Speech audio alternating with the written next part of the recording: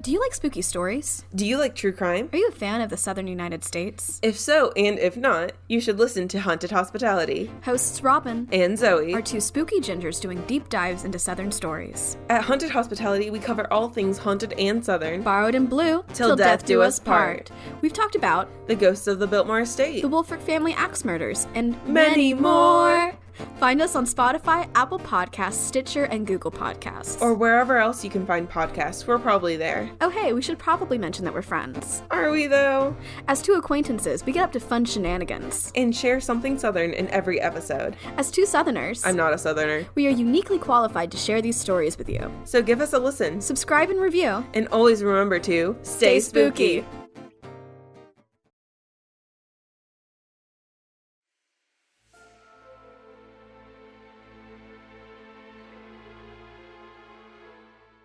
Hello, and welcome back to Shockingly Wicked, a true crime podcast where we bring you cases from the headlines to the hometowns. I'm Briana. And I'm Brittany. And we are your hosts for the evening. Today, we are going to be talking about the case of Natalee Holloway. Hold on. I have a special effect that I uploaded right before here.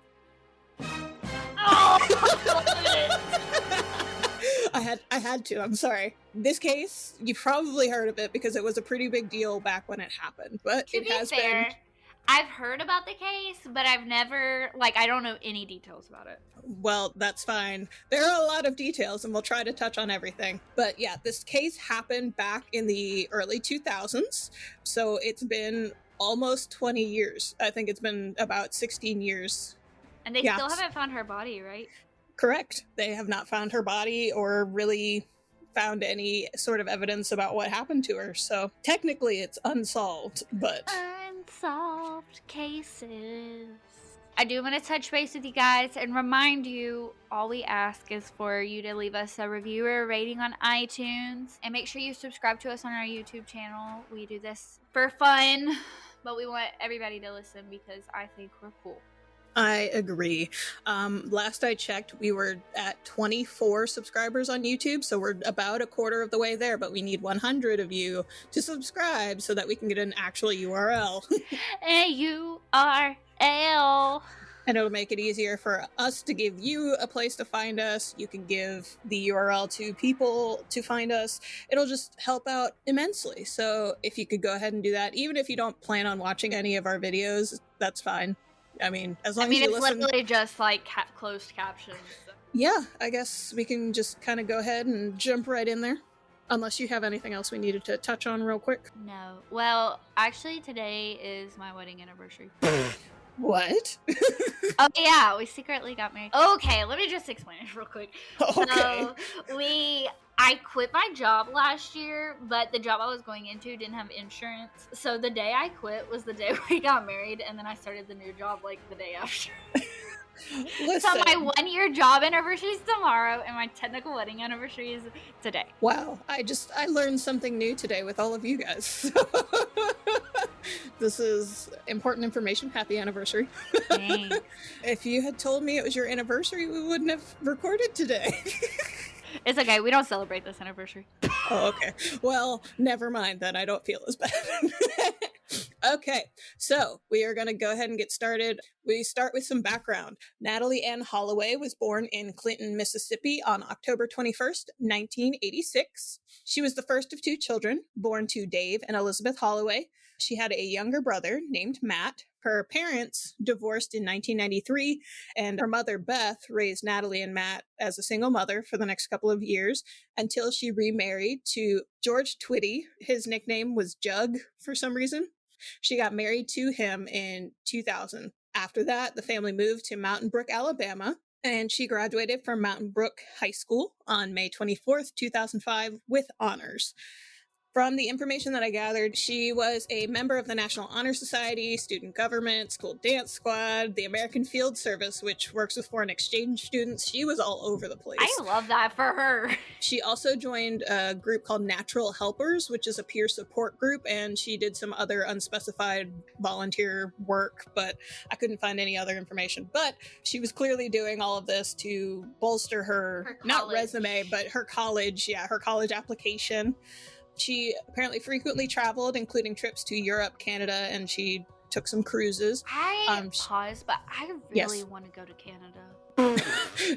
Canada does sound a lot of fun. It sounds so cool. Okay, anyways, continue. Okay, so she had plans to attend the University of Alabama on a full academic scholarship. Roll Tide! We're Tiger. We are Clemson Tiger fans in this house. Well, speak for yourself. What are you a fan of? I don't watch college football.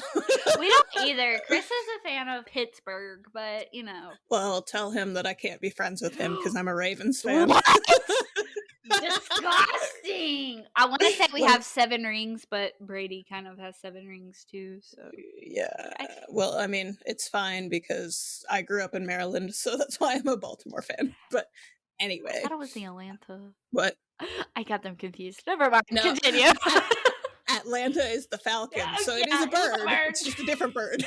I was about to be like, you like Michael Vick? Yeah, no. I know. No, he was on Pittsburgh for like 2 years. Where was I?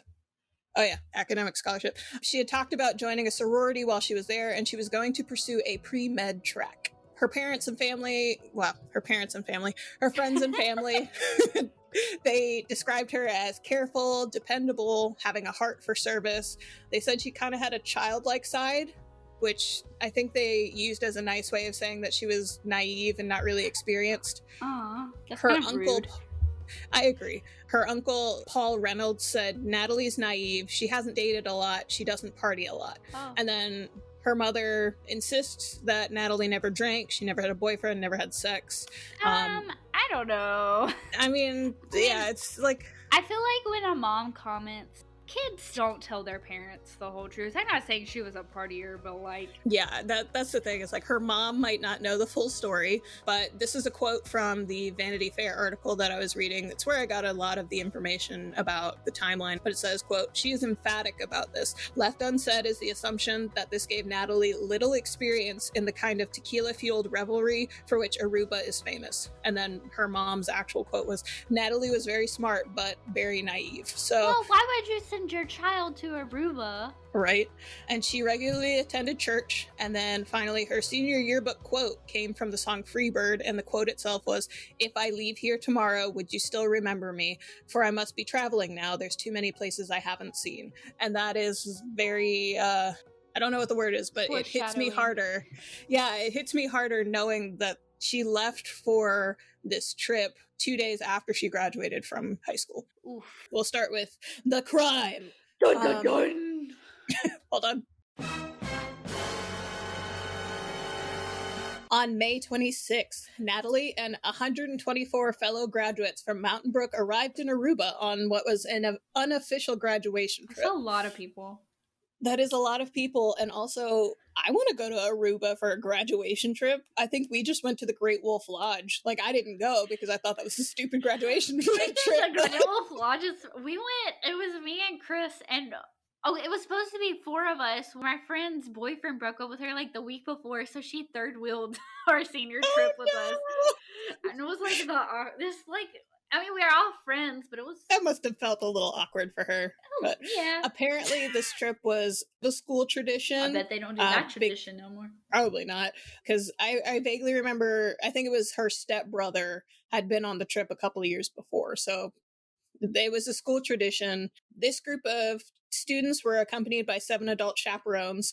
According to one of the chaperones, who was also a teacher, his name was Bob Plummer, the chaperones would meet with each of the students every day just to make sure that everything was okay. And then the person who organized the trip said in one of the articles I was reading that the chaperones were not supposed to keep up with their every move. That's exactly what chaperones do. Yeah, because it's these are people who just graduated from high school. These are still teenagers. They are probably majority 17 years old, some 18 years old. They're in a foreign country. It would be different if they were college-age kids. What do you mean the chaperones aren't supposed to keep up with their every move, ma'am? That is exactly what a chaperone does. Yeah, and it's like, I don't know. Anyway, so on March 30th, this trip is only about 5 days long. So on March 30th, the students were gathering in the lobby of the Holiday Inn Hotel where they were staying to make their return flight to Alabama, but Natalee never arrived. So one of the chaperones called the lady who organized the trip, Jody Behrman, who called Natalee's mom, Beth Twitty, around 11 in the morning to inform her that Natalee hadn't shown up. Beth said, quote, "I knew immediately that my daughter had been kidnapped in Aruba. Natalee has never been late in her life," unquote. She had been on a trip with some friends that weekend, kind of just enjoying the time away from being a mom or something. I feel like that Jody could have handled that a little better. I understand calling the mom, but also, what is she supposed to do? You're in a different country. Yeah, but that not for long, because once Beth was back in Alabama, a friend of theirs had actually arranged for her and her husband and a couple other people to fly to Aruba on a private jet. Where is Aruba? Is that in the Caribbean? Yes, that is in the Caribbean. I think it's adjacent to like where Venezuela is, if that makes any sense. It is I don't in know. the Caribbean Sea. You're correct. Okay. Geography. All right. So, like I said, it was her husband, and two of Jug's longtime friends. And then it said the GM of a metals industry facility, which is, I mean, okay, whatever. Anyway, so Dave Holloway, who is Natalee's biological father, also went, but it was unclear if he went with them or if he went separately. He probably went separate. That's what I thought, but it didn't specifically say. They arrived in Aruba around 10 p.m. that night. Okay. So from all indications, Natalee hadn't actually returned to her hotel room the night before. She was last seen in public around midnight, leaving a nightclub / bar and grill called Carlos and Charlie's with 3 guys in a silver car. Jug's nephew, Thomas, I guess, was also on the trip. He played poker with the man that somebody identified as being around Natalee that night the day before in the hotel's casino, and he remembered that the name was Joran, but couldn't remember like too many details. So Beth took a hotel employee aside, described the guy that Thomas was talking about, and the employee said that she knew immediately who it was. His name is Joran Vandersloot. Not to be confused with Serena Vanderwoodson. Yes. Apparently, Beth claims that these were the exact words of the employee. Quote, "He tends to prey upon young female tourists." Oh, that's gross. That's not encouraging. In this process of trying to figure out Natalee's last steps and figuring out where she possibly could have gone, they went to Carlos and Charlie's to show her picture around to everybody, but nobody recognized her. A wealthy Aruban who owned a cell phone rental company on the island named Charles Croce, I assume that's how you pronounce it, I might be saying it completely wrong, he joined the search. Everybody kind of split up. So the Twitty's friends, they wandered the beach, showing her picture to everyone there. Beth and Jug went upstairs in the hotel to find video footage of the poker game so that they could know what Joran looked like. And then Charles went and drove north, where he found some teenagers who knew Joran, and they led him to Joran's house. The police and the friends and family went to Joran's house, but his father told them that Joran wasn't actually at the house at that time. He was out gambling at the Wyndham Resorts casino. So he joined them in their search, but Joran was actually not at the casino by the time they got there. He had returned home. Oh my gosh! So once they were back at the house, Joran was there with Deepak Kalpo, who was a friend of his. They were questioned by police, but Joran denied knowing who Natalee was. And this is the part where things get a little heated, because obviously the family and the friends are very worried. They want to know what happened to Natalee, but they got very aggressive and confrontational. I mean, I can't really blame them. I can't blame them, other than the fact that they don't really have any evidence that this was the last guy who saw her. Correct. Yeah, but at the same time, like, their daughter / niece is missing. She's 17, 18 years old. Oh, she was 18 at the time that this happened. So she's 18 years old. I can't blame them, but I wouldn't go the same route. Yeah. So allegedly, Jug and the friends got confrontational, accusing him of lying because they had eyewitnesses who saw them both in the car together. And then Joran's father, Paulus, he told the men not to be so rude because, quote, "This is not America. You can't act like that." Which, yeah, while I was researching this case, there was a lot of behavior from this family and the friends that made me think this is why people outside of America hate Americans. Yeah. To be fair, though, like, they are thinking of the worst. So yeah, so it's like, I understand it to an extent, but they also have to understand that this is not their country. Things operate differently than they do in America because laws aren't the same universally. So there are some things where I'm just like, okay, I understand why they were this upset, why they were on edge, but and maybe wouldn't try to like threaten somebody. Yeah, exactly. Crows intervened. He ended up pulling Yoren aside because he asked the cops if he could do that. Because technically, Natalee couldn't be considered missing until 48 hours had passed. So the cops were like, we're not officially involved in this yet. Oh my God. I hate that rule. Yeah. So Yoren said that he met Natalee in the Holiday Inn casino on Sunday afternoon, and that Natalee invited him to Carlos and Charlie's, but he had initially declined and went home around 11, but that he had second thoughts and he called his friends Deepak and Satish is Deepak's brother, to come and get him. He then says he snuck out of the house and went to see her, where she, quote, came on to him huge. Disgusting. Get out of here. So he said that she was dancing suggestively, quote, like a slut. I did belly I did belly shots on her on the bar. Eventually she said, could you take me home? So we left, unquote. According to him, she was allegedly very drunk. So he took advantage of her. That's what it seems like. But he says they took Natalee back to the hotel, and the last time he saw her was when he helped her into the lobby. Okay. He does change his story multiple times. So that was the first version. He amends the story saying that they drove around before going to the hotel, where Natalee confessed 3 separate things. That her mother was, quote, like Hitler, unquote. Okay. That Natalee was a virgin, and that she was a lesbian. Weird thing to admit to, like, a stranger you never met, but, like, all right. Yeah, but then it doesn't make sense to me, because she then allegedly said that she wanted to have sex with him and that she gave him a blowjob in the backseat of the car while they were parked outside of the lighthouse. He doesn't know what he's talking about. Yeah, and I'm just like, if she was a lesbian, she wouldn't be doing that to you, buddy. I don't like this guy. So in the middle of this conversation with Charles, the friends got impatient. They basically told the police to get their asses in line. Okay. So, yeah. They went back to the Holiday Inn so Yoren could, quote, identify a security guard who helped Natalee, but he actually couldn't identify anybody or couldn't. Yeah, so Jug demanded to know what happened to Natalee, and Deepak allegedly told Yoren that he didn't, quote, have to tell them anything, unquote. Sir, so, you do. That makes it seem very fishy, but at the same time, if they hadn't done anything... Anyway, so...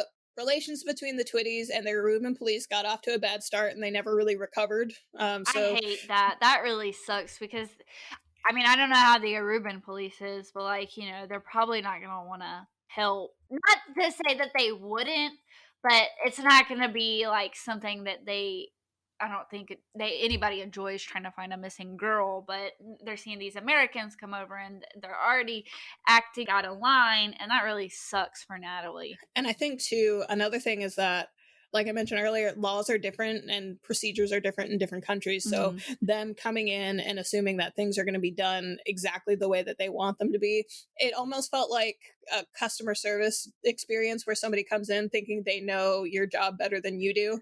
Yeah, and I can't really blame them for that, though. I get their tensions were high. Their, daughter, their friend, their niece is missing. So I can't really, but I think they went into it expecting it to be handled like it is in America, and I don't think that's how it's handled. Yeah, and then also, I think they were expecting them to make this their top priority, forgetting that these people are literally patrolling this entire city. Like, they have other cases that they're working on. To them, this is not as important as it is to you. Like, it's important, obviously, because it's one of their cases, but... It's like here, if you were to be robbed, you are going to assume that your case is the most important, because this is important. It's the most important for you, but for the police department, they've got 700 robberies they have to deal with. Yours is just going to get in line. And that really sucks, because, like, I really feel for this family. They're really just trying to find Natalee. And it really sucks for Natalee, because I really feel like this kind of, like, maybe if things were different, they didn't get off to a rough start. Not that they didn't try to find her, but more effort would have been put into it. Yeah. So the Twitties basically felt like the police were cavalier, rude, arrogant, and demanding. The police had kind of said like tourists go missing all the time in Aruba, and so they usually show up after a few days. So I think that's probably why the 48 hours thing was in place for them. Yeah, but you see so many cases, like even in America, you see so many cases where if they would have just put the missing person report in when it was called in instead of waiting 24, 48, 72 hours, like we could have found this person sooner. And I hate that rule. Like I understand, and I'm really going on a tangent, but I understand like we don't have the resources, but if we would just put effort into looking, like I don't care if they're a runaway child or a prostitute or like I don't care, just look for them. If somebody calls in a missing report in, they're not just calling it in to call it in. Agreed. One of the investigators on the case, he was the lead investigator. He said, quote, Beth was wonderful, really understanding. She asked us to do everything possible as any mother would. But Jug and the other guys, they started saying they didn't trust us because we're not capable. And they've been here for 48 hours. You know, quote, what kind of show are you running here? Unquote. These are the words they used to try and scare me. They were trying to intimidate me. So I understand where they're coming from, but at the same time, you don't come into another country and then try to take over. Well, I don't think it's even the another country. I really just feel like that's if it happened in America, that's how they would act. Like if it happened in Alabama, I feel like that's how. I think it's just them expecting them to make this case top priority, and it might be, but they're not showing it the attention that they would want them to show it. Not that they're not doing their job, but I don't know. They have like 700. You can't expect them. I mean, Aruba's a small country.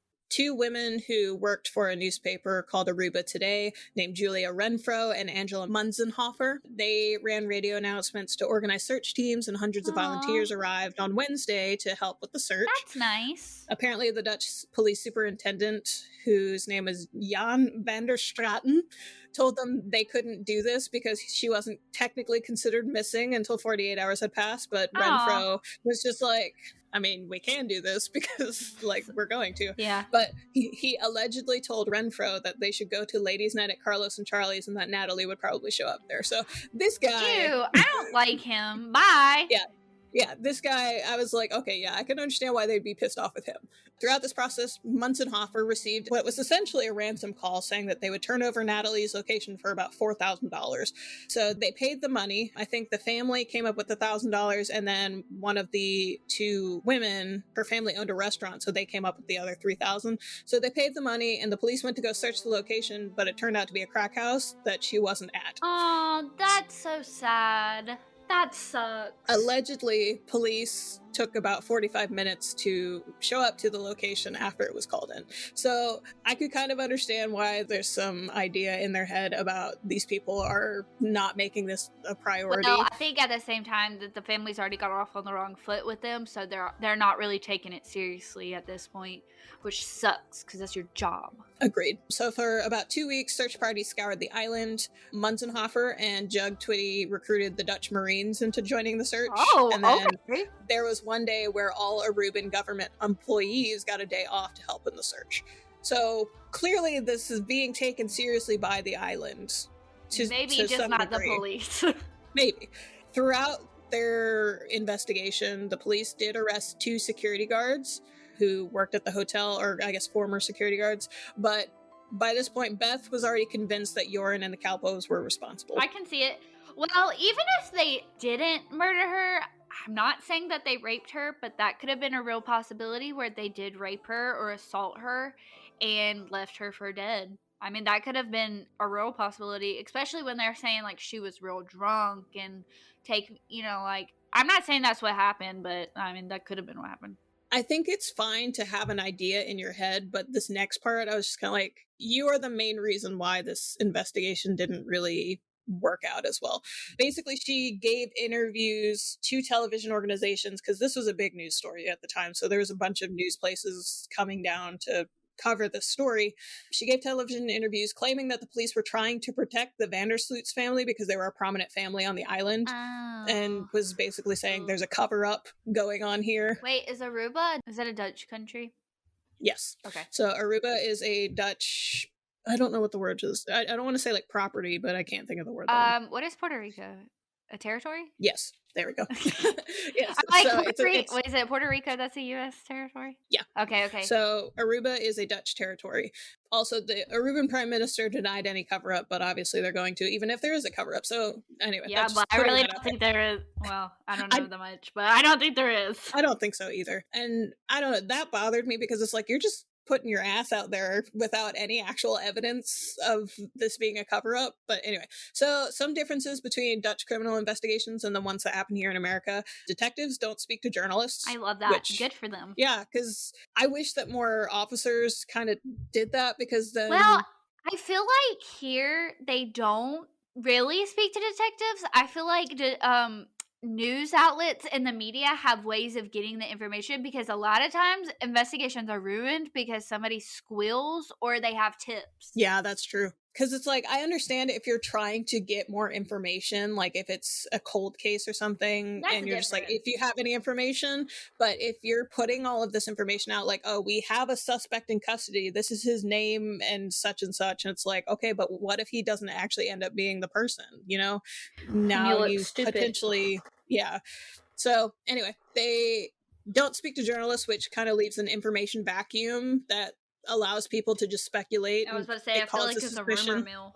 They don't do plea bargains like we do here in the U.S. I hate plea bargains. I'm fine with that. There was basically no chance for the police to arrest the three guys and then cut them deals so that one of them would squeal on the others. So in that sense, I guess it makes sense why they were kind of frustrated, because that's something we do here. But I don't think that any of them should really get off. But I hate plea bargains. Yeah, just because you were willing to squeal doesn't mean that you should let's say if this happened, like the plea bargains here, they happen. But let's say the guy who did commit the murder squealed on the other two, who was just the getaway driver and the one that was the lookout. Now the actual murderer is going to get time off, half the sentence, but the other two are going for full because I don't like plea bargains. I think they're dumb. Agreed. And then also Aruban investigations move at what seems to be a leisurely pace compared to American ones. What they like to do is they don't want to actually arrest somebody until they have enough evidence to actually warrant the arrest. Yeah. Because they want to watch the people basically in their environment, gather information. What the guy said was, quote, "We want to keep them on the outside where we can watch them, listen to their calls, see what they're saying to each other. If we have to pick them up, we can't look at them other than in a cell," unquote. Which makes sense. Yeah. You want to watch them when they don't think that they're being watched and figure out what they're doing if they start acting strange. You don't want to tip them off. Yeah. And they could even potentially lead you to what you're looking for. Yeah. Whereas most of the time, I feel like, at least here, if you commit a crime, you're going to know the police are watching you. They're going to make it obvious that they are. So you're not going to act. That doesn't happen all the time. We do have cases where they have no clue that the police is looking for them. But I don't know. I feel like that's smart, but at the same time, why? I don't know. Stop asking me questions. I think it depends on the case. Yeah, it's a case by. That's how I feel about the death penalty. I feel like it's a case by case basis. So basically, pressure was mounting from the press, from the Twitties, the Aruban Hotel and Tourism Association, and the Aruban government. The Aruban government was basically very image conscious because Americans make up about, I think it was like 72% of the tourism that's in Aruba. So they didn't want Americans to turn on them. Yeah, this is going to hurt their business. Yeah. So the government wanted the case solved as soon as possible. So eventually, they got the go-ahead to arrest Joran and the Kalpoe brothers, and that happened on June 9th.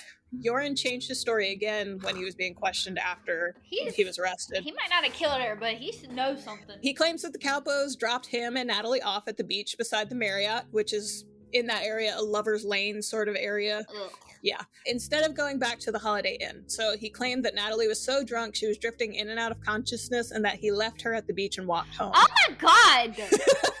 What? Yeah, asshole. Anyway, the Kalpoes apparently backed up that story. Like, that's similar to the story that they told. So basically, Beth Twitty, again, more of these media appearances, she was doing them basically every night. She was claiming that they weren't getting any help, even though she was saying something completely different to the people who were actually there and helping them. So one of the reporters that was down there said, quote, "The way Beth talked to us, the local press was totally different. You know, we're getting so much help, how wonderful everyone was being, how helpful. But at night on television, we would hear a totally different person, how no one was helping her at all," unquote. Ooh. And then Julia Renfro, the woman I mentioned earlier, she made an appearance on the Van Susteren show. I don't know how to pronounce that, where she made some remarks about urine that the Twitties apparently didn't like. So after that, she claims that Jug physically and verbally assaulted her while she was holding her baby. Oh. Jug acknowledges that he lost his temper and was cursing at her, but he denies having pushed her. And then Beth also says she doesn't recall a pushing incident and that Julia Renfro is, quote, a witch. So, I mean, if he shouldn't yell at her anyways. yeah, especially if she's holding her baby. And then Munzenhofer, Angela Munzenhofer, she said, quote, "I do not agree with what she was saying. She was lying. She got caught in too many lies. I understand it. She's a grieving mother. I'm not against Beth. But come on, her girl's not a virgin. The girl's an alcoholic. She was drinking. I have personally talked to people who say Natalee bought drugs. I've seen the photo of that girl chugging from a bottle of 151 rum." Okay, you can't say she's lying because she doesn't know. Dang, she's a teenager. Dang. Yeah, it's like teenagers don't tell their parents Why everything. are we victim blaming here? That too. I think, yeah, people on the island, I guess, were just offended by the way that Beth was painting them and how they weren't being helpful and things like that. This So whole case is kind of frustrating me because we're kind of getting lost on the fact that there's still a missing girl. Like, that's what's frustrating. I don't care if you don't get along, but like, damn, Natalee didn't do nothing to y'all. yeah, and I think that if there wasn't such contentious stuff happening here, things would have happened a lot faster. Yeah. But the author of the Vanity Fair article actually acknowledges that some of the stories that Beth told, including one about the Calpo family, didn't actually hold up as true. I don't remember exactly what it was, but I think it was something along the lines of them being involved in some sort of criminal activity. Joran and the Calpo brothers were held for 3 weeks without charges when they announced that the Calpos would be released due to insufficient evidence, and then Joran was to be held for another 60 days without charges. Obviously, this upset the Twitties, and Beth denounced the judge's decision while calling the Calpos criminals, because I guess she doesn't believe in innocent until proven guilty in this establishment. Well, and you gotta think, so that is her only lead. That's the only lead that they have, is that they did it. I'm not saying that it's wrong. But at the same time, it's like they held these guys for 3 weeks, questioned them. If they don't have enough evidence to hold them. That's fair. I don't know. I've seen a lot of Law and Order. There's a lot of people who do this. Oh, yeah, absolutely. Basically, the police were pressured into arresting them before they had enough evidence. And so once they were in jail, it's like, if they're not going to give us anything, we can't really do anything. And so I feel like the Twitties kind of pushed that. Prevented them. Yeah, they've kind of prevented them from actually gathering any evidence necessarily. Yeah. Because they pressured them to arrest them. And then, yeah, anyway. So there were some leads that were gathered by some reporters. And we'll get right to that after a quick word about our sponsors.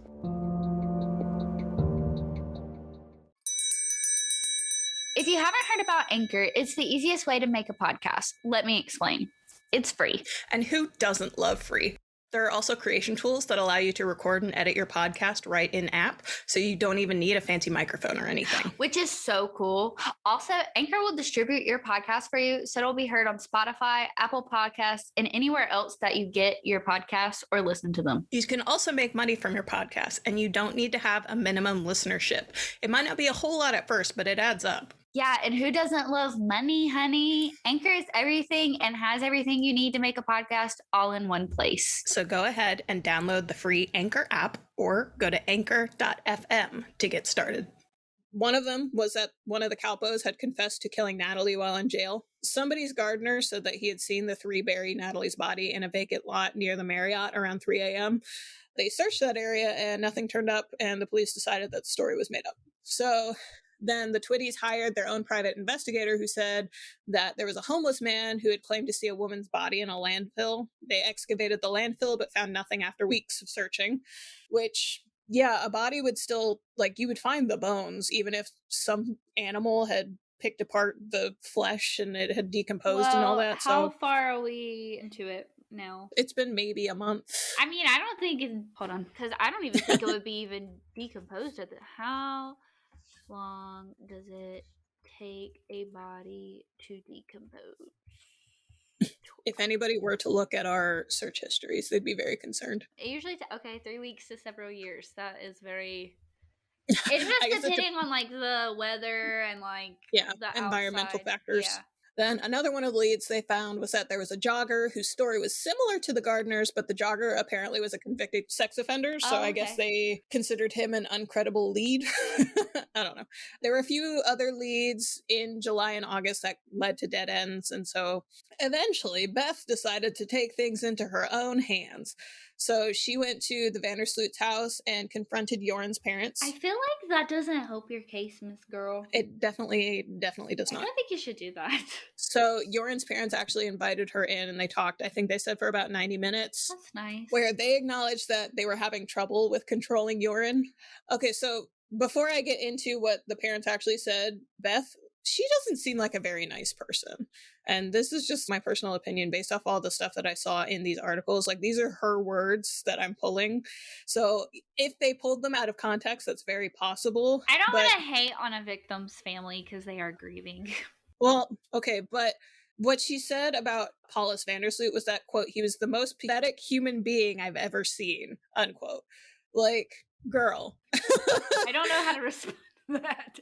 That's just mean. So anyway, the parents said that Joran was seeing a psychiatrist. He said that Joran would sneak out and go gambling and they had no control over him. Huh. There was a psych eval while Joran was being held in jail, and the lead investigator, this is a quote directly from him talking about like the psych eval.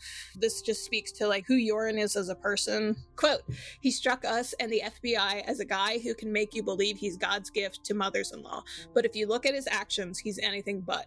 The FBI profiled him as a person who never has been corrected by his parents. He's the boss of what happens in that house. He's the boss in the family. He's allowed to do anything. If a person like that is in a position where a person says no, well, that person may change completely. Maybe he blew a fuse when she wouldn't have sex with him and something happened, which I think is entirely possible. Yeah. Or like I said earlier, maybe he assaulted her and wanted to cover it up. That too. That kind of reminds me of Stephen Epperly, where it's like he had this violent history with women, and then what happened with Gina Renee Hall, anyway. I could go into a long tangent there, but basically, I think the fact that this was his psych eval, like the results of his psych eval, yeah, I'm sure there's more of it. Did they have the FBI from America? I mean, is the American FBI? I guess so. Okay. I mean, I'm assuming so because she's an American citizen. That's what they do. Other countries have FBIs. They might have something similar, but I don't think they would be called the FBI. We're gonna Google it. Okay, so Beth also confronted Deepak at work, and after that happened, because she was pretty aggressive with him as well. After that happened, he filed a complaint with the police about that incident, which if somebody were to confront me at work when I am not able to protect myself, I think I would be very upset as well. The FBI has more than 80 overseas offices. Interesting. So that's good to know. Yeah. On August 26th, the Kalpos were rearrested. Oh. So Joran had apparently admitted that Natalee passed out several times while he was, quote, sexually fondling her, unquote. Ew. Which is considered sex without consent under Dutch law. Which is considered rape, just FYI. Yeah. So anyone who enabled the crime could be charged as an accessory, so that's why they were rearrested. So they rearrested them to apply pressure, but the Twitties criticized the decision to release the Kalpos in the first place, and the judge ordered the release of the Kalpos. So because they said it was... Wait, what? I don't know. It was confusing, but basically a judge was like, release them. You don't really have anything working with. But I don't know. It seemed like every move, the Twitties were criticizing something, and then it just ended up backfiring on them. So I feel like they really stalled the investigation by all of the stuff that they were doing, if that makes sense. Yeah. Like, I understand why they were trying to apply pressure because they wanted to figure out what happened to Natalee. But if it's not helping, stop. Don't do it. So on August 31st, the judge ordered Joran to be released as well. So this happened around the same time as Hurricane Katrina. And Beth was apparently mad that the news coverage went to focusing on that instead of her daughter, which it's like, homegirl. Ooh. Like, the entire city of New Orleans was underwater. Not to mention, after Hurricane Katrina, do you know how much crime and, like, murder and, like, rape happened? Because there was no power, no water, there was no control. Plus, it had also been months since Natalee first disappeared, and they had no lead. So what do you want them to do? Like, what do you want them to report on? But yeah, her quote was, quote, "So it was time to let the boys go under the curtain of Hurricane Katrina right there. There's your corruption and collusion." Well, like, I don't know if Hurricane Katrina's a curtain. But it's also just like, bro. It's a hurricane, man. It was like the worst hurricane in like a long time. Yeah, but I guess she believes that the Aruban government was using that as like a smokescreen so that they could release these guys as... They summoned the hurricane? Did they create Hurricane Katrina? Yeah, apparently. But basically, to be able to release these guys without there being like a big media spectacle of it, which is stupid. But man, there is no media right now. There's a hurricane. Yeah. So apparently other students on the trip hadn't actually been debriefed until like weeks after the disappearance. And allegedly the FBI never showed those statements to Aruba police. They did get statements from hotel managers who claimed that the students were very wild with lots of drinking and partying. I mean, they're freshly graduated students. I don't know what they expected. Although there were two different accounts. This was a quote about the managers and what they said. Said, quote, "We know the Holiday Inn told them they weren't welcome next year. Natalee, we know she drank all day, every day. We have statements that she started every morning with cocktails. So much drinking that Natalee didn't show up for breakfast 2 mornings."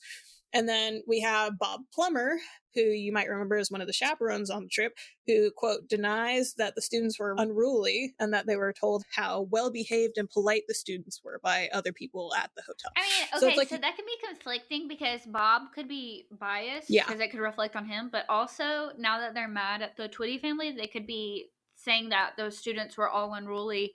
And I get that they're graduated, and I'm, if Natalee did graduate, go to Aruba and party, like, that's her business. But I feel like all this information didn't come out until after the Twitties kind of pissed everybody off. Take it with a grain of salt. That's all I'm saying. They also claimed to have statements from 2 people who said that Beth told them she had gotten a call from Natalee about being in love with some tall, blue-eyed Dutch teenager, but Joran doesn't have blue eyes, so they were like, there's potentially another suspect here, but Beth denies having spoken to Natalee at all while she was in Aruba. So anyway, like I mentioned before, Joran changed the story 3 separate times officially. Oh, God.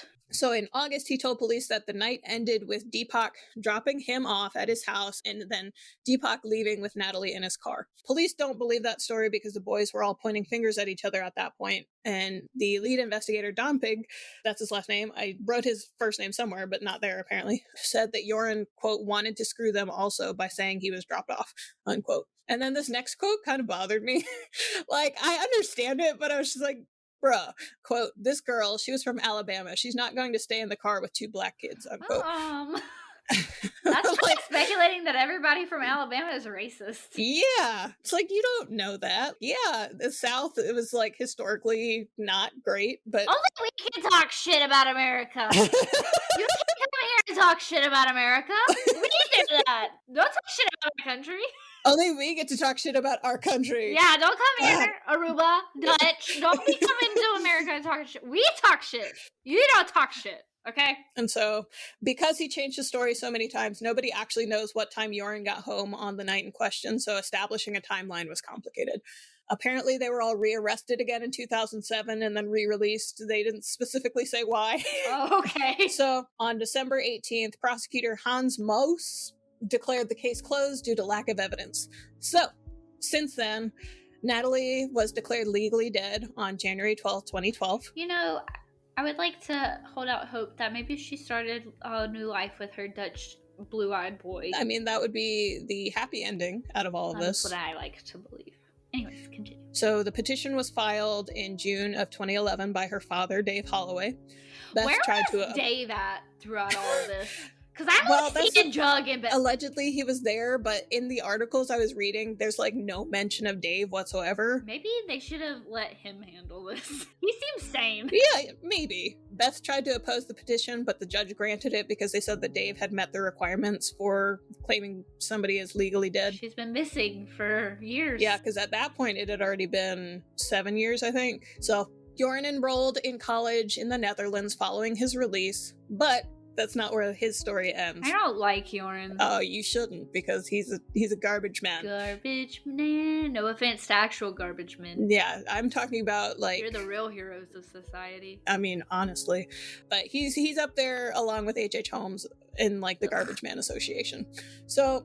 in April of 2007, he released a book with a reporter where he gave his account of the night Natalee disappeared, apologized for his initial untruths, but he maintained his innocence. How do we know that the book is real? How do we know you're not lying in a whole book? Well, see, that's the thing. In 2008, a Dutch program called RTL Boulevard aired a video of Joran. It was like a secret camera video where he told a man who worked for the show, I don't think he realized he worked for the show, that he and Natalee had gone to the beach and had sex, after which she started convulsing. Ooh. And then he said that he... That makes me think that he did rape her and that she, like, got too drunk and so she started vomiting and choked on her vomit, and that's how she died. It's very possible. I've solved the case. You're welcome. He said that a friend disposed of the body by throwing it out to sea, but then he later claimed that this was a lie. He literally said it! And then in an interview with Greta Van Susteren, who I mentioned before, he claims he sold Natalee into sex slavery, but then he later called her to tell her that was a lie. Who is he, Maury? Lie detector has determined. That was a lie. Yes, that's exactly. And then on June 30th of 2010, he was charged in the U.S. District Court of Northern Alabama with extortion and wire fraud, because basically what he did was he reached out to the Twitty's lawyer or something like that, where he said that he would tell them the location of Natalee's body if they paid him, I think it was $250,000 overall, but $25,000 upfront. So now you're trying to extort a grieving family. That is what you're trying to do. What's worse is that the money was paid, but the house that he claimed that she was located in hadn't been built when Natalee disappeared. And then he also contacted the lawyer after the fact and said that he was lying after he had gotten the money. So that's why he got charged with wire fraud and extortion. Dude, if you're gonna be a criminal, please be a... Okay. However, on May 30th, 2010, which is literally 5 years to the day of Natalee's disappearance, 21-year-old Stephanie Flores Ramirez was reported missing in Lima, Peru. Ooh. She was found dead 3 days later in a hotel room registered to Joran. I saw that she was either strangled or she was beaten to death, so I don't know which one it was, but either way, she was murdered. He was arrested in Chile on June 3rd and extradited to Peru. He confessed on June 7th to killing Stephanie. He was charged on June 11th with first-degree murder and robbery. And then January 11th, 2012, he pled guilty and was sentenced to 28 years in prison, after which he could face extradition to the U.S. for the extortion charges. So my man's is in prison where he belongs. I hope he's not your man's. No, not my actual man's, but you know what I mean. Anyway, since then, Deepak Kalpo apparently admitted to having sex with Natalee in a taped interview for the Dr. Phil show, where he was taking a lie detector test. But, okay, that's his name. Gerald Dompig, that was the investigator's name. He believes it was a hoax. Which, we've talked about lie detector tests before. They're not completely accurate. At all. And I think it's a lose-lose either way. If you are innocent and you refuse to take a lie detector test, then they're going to think you're guilty. But if you're innocent and you take a lie detector test and then you fail it, they're going to think you're guilty. It's just a lose-lose. You're just... So, Natalee's parents and others, including the then governor of Alabama, Bob Riley, had called for Americans to boycott Aruba because of this whole situation. From Aruba, so I don't want to do all that. I didn't go, but somebody gave it to me. And so this obviously angered many of the Arubans, many of whom were actually on the Twitty side throughout the whole investigation. Because that sucks. Yeah, so it said because they basically portrayed Aruba as being overrun by drugs and crime. America's overrun by drugs and crime, so I mean, it takes one to know one. So I felt this quote was kind of insensitive, but I'm going to read it anyway. This was Charles Croce, who was that guy who owned the cell phone company on Aruba, who joined them and talked to Joran first when they went to go talk with him. He said, quote, "They're killing Aruba. That girl, Natalee, I wish she'd stayed home. I hope she's found alive there because no one would care. No one. The kid is not worth all this trouble, this heartache. Is Natalee worth it? Is she?" Yeah, I mean, she's still a person. An innocent victim who did nothing. And I get where the anger comes from because this is his home and they're essentially destroying it because of something that's not the entire country of Aruba. It's not their fault that this happened, you know? Yeah, but it's not Natalee's fault either. No, I absolutely agree. Like, he shouldn't take it out on Natalee. He should take it out Beth. Yeah, on Beth, on the family, Or you're not on wondering, Natalee. I don't care. The deputy police chief in charge of the case, Gerald Dompig, said that the Twitties were the biggest obstacle in solving the case. I agree. Basically, the family's pressure sidetracked the investigation from the beginning, forcing premature arrests of the 3 primary suspects before they could actually gather evidence. So Beth said that without the media's constant presence there, Aruba would have just swept this under the rug. I disagree. I think she just... You didn't give them a chance. I feel like they never really had a chance to solve it. Exactly. They just kind of swooped in and then immediately were like, you're not doing anything. It's like you got there the same day that they realized that Natalee was missing, and then you're already basically making it out like the police are doing their jobs. They were doing just give what them they a could. Chance, and then if they're not doing anything, attack them. Yeah. So Dompig also said, quote, "They didn't understand the way things are done in our system. They didn't want to understand. They act like they came from a world where you can just crush people. It was very harmful to our investigation." I agree. I think they did come in guns blazing, not giving anybody a chance to actually sit down and figure out what happened. Hindsight's always 20/20, but you know, in hindsight, maybe they realized they could have done it a little differently. It really sucks because I understand like where the anger and where it's all coming from. I just think it could have been handled way different. Yeah, I agree. He also claims that Jug and his friends threatened that they would bring hell and, quote, burn the island down if they didn't find Natalee. But obviously Jug denies that. I can see it. Alabama.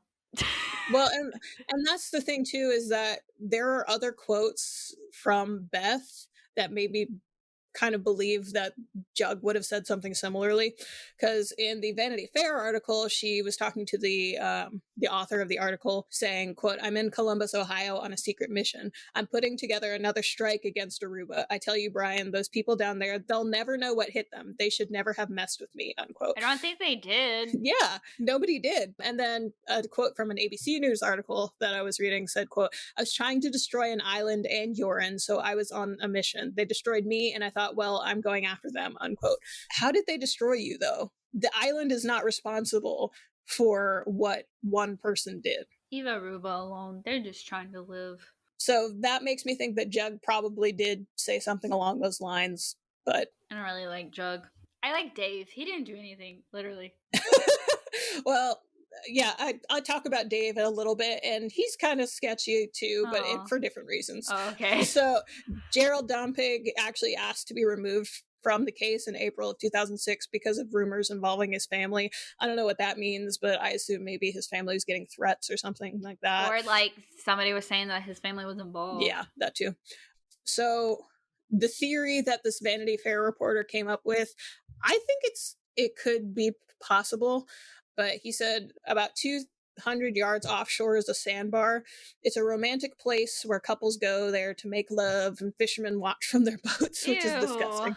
On the other side of that sandbar, the current shifts running west. Anything placed in the water on the far side of the sandbar will drift away from the island toward Panama.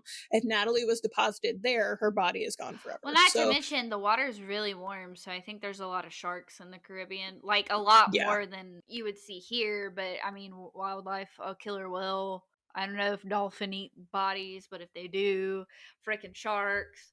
Frickin' bubble guppies. I don't know. Oh, wait, that's a TV show.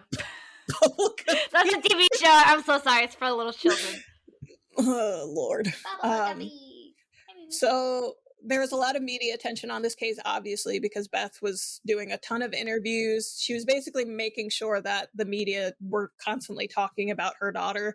There was some criticism that arose because people claimed it was drowning out the search and reports for other missing people, primarily people of color, men, and the poor. I understand that. At the same time, I think it's just drowning out anybody. I don't think it has really specific. You know what I'm saying? Like, if we're focusing all on Natalee, as we should be, because she is important, but just like the next person, I don't think it's like specifically like going after people of color. It's not intentionally blocking these people out of the media. It's not like, I don't want to focus on these people. I think it's just keeping everybody out of the loop. Yeah, exactly. So Dave Holloway, we're going to talk about him just a smidge before we wrap up. So he participated in a 6-part documentary series in 2017 on the Oxygen Network. It was basically, I guess, rehashing stuff about the case and searching for Natalee. Apparently, Beth sued the network because she was duped into providing her DNA to be tested against remains found by producers without telling her that testing was for a television show.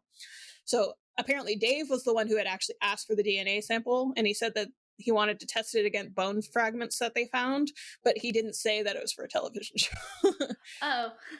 Okay. So, well, maybe he knows, maybe he thinks she's crazy. I mean, that's valid. I mean, they are divorced. So she claims that the show was, quote, not a real-time or legitimate investigation into new leads, but a pre-planned farce. She was seeking $25 million in damages and then $10 million in compensation. Sounds like she's after money. Yeah. So I don't know if that lawsuit went anywhere. I didn't see any wrap up of that, or if it got dismissed or what. That would be my guess. And then Dave Holloway also wrote a book called Aruba, the tragic untold story of Natalee Holloway and corruption in paradise, that claims to offer, quote, the most complete account of Natalee Holloway's disappearance, with behind-the-scenes details of the investigation, new revelations about the corruption of the Aruban law enforcement, and the countless trails leading to possible rape, murder, and even sexual slavery. I'm like, buddy. We've already talked about all this. Yeah. It's already out there, dude. What information do you have that the world doesn't already have? Plus, the fact that he says that there's corruption. No, corruption. Clickbait is all that is. The corruption in the Aruba law enforcement, it seems like he drank the Kool-Aid a little bit, because Beth was saying the same thing, the government was trying to cover things up. It's just guys. Or he's doing it for clickbait. Yeah, that too. But it's not everything is conspiracy theory. All that to say, Natalee still hasn't been found. Yeah, Natalee's body still has not been found. I don't think we'll find her. Yeah, the case is technically still open.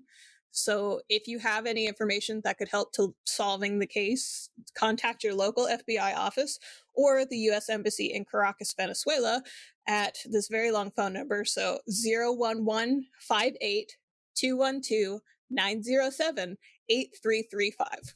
It was very long. That was a very long phone number, but well, it is what it is. That was a freaking wild case.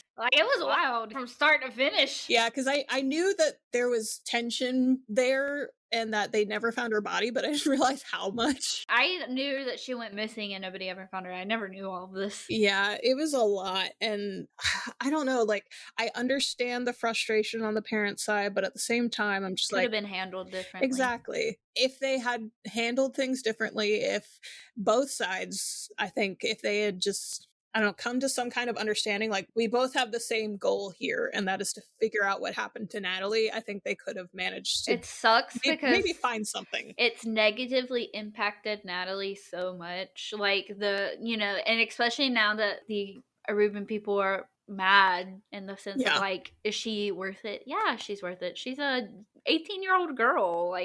She didn't ask for this. Yeah, she's a human being who has value, and obviously the fact that she disappeared should matter. She ran away with her blue-eyed Dutch boy. I hope that whatever happened to her, she is at peace, because that's really all that could really hope for. In lighter news. Do we have any milestones that we've hit recently? I don't think we do. We're almost at 1,000 followers on Twitter, so if you guys want to tweet us and follow us on Twitter, I think we have 801 last time I checked. Cool. I think we're almost at 200 members of our Facebook group, so that's I know, pretty cool. That's exciting. And guys, if the quickest way to discuss cases would be the group, I think it's the best way.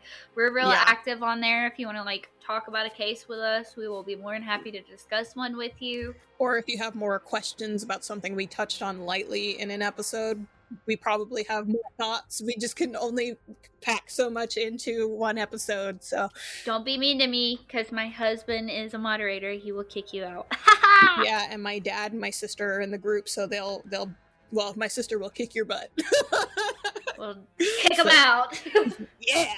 All right, so we are on social media. We are on Instagram at Shockingly Wicked Podcast. We're on Twitter at Wicked Podcast 1. We are on TikTok at Shockingly Wicked.